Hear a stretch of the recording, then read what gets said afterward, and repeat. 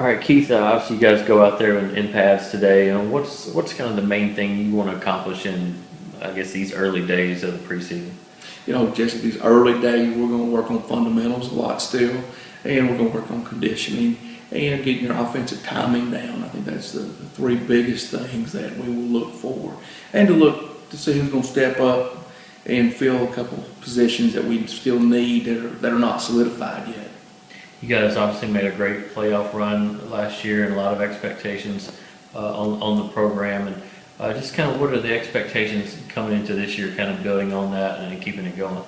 It's there's always great tradition here and great football community. Those are here, and you want them. You want those expectations. And of course, the last 4 years have been a great situation. It was a great run, the three semifinals and a quarterfinal appearance. And when you get those standards set, that people expected to live up and go to it. And so this year, we expect to compete hard in the district and look for a district title. Work for that again, and we look for a good playoff run. When you hear coaches talk about, coaches that win state or get to state say, well, you have to have a lot of breaks go your way. You got to get lucky. Do you understand that now? I mean, given that y'all had key injuries at kind of bad times. It's very things have to go your way. That oblong ball bounce is funny, and this is 20 some odd years I've coached high school football, and been fortunate enough to be in the semifinals 7 times and one state championship along the way, and part of that back in '92, and there are a whole lot of things have to fall in place, especially if you say when you're at a smaller school and your numbers are smaller and things can happen. Yes. You've had the luxury of having Zach Stewart on your team for some time now. Now he's going into his senior year. Is it kind of maybe not sentimental, but just kind of odd that it's finally here, his senior year?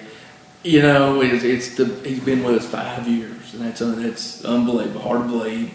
And you're right, to think this is the last go around, and he has such a great future still ahead of him, and so that's a positive, and we'll miss him, and we want to make this a great year for us and him as well.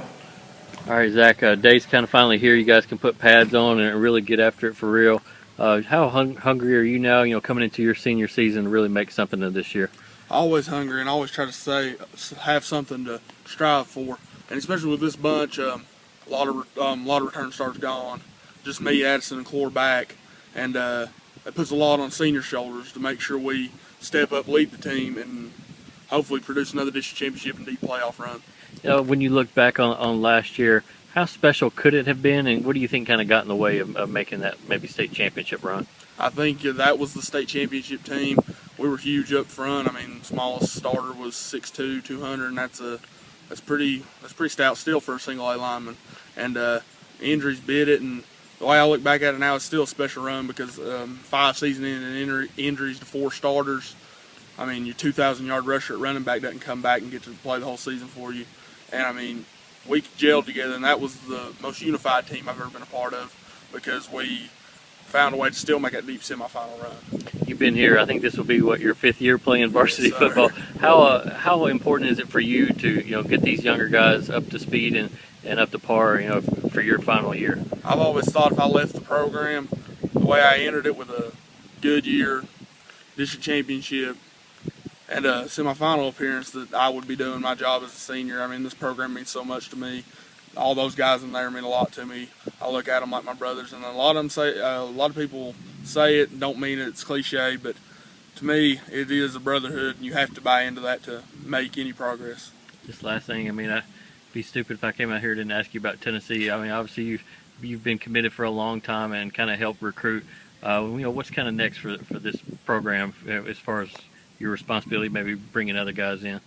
Well, class is about full as is, and I mean, I'm more of the quiet one. I do recruit, but I'm more of the quiet one of the class. Butcher, Khalil, and all them other guys try to get more reeled in than I do. I try to take care of my work behind the scenes, just quieter and work hard and be ready when I get there.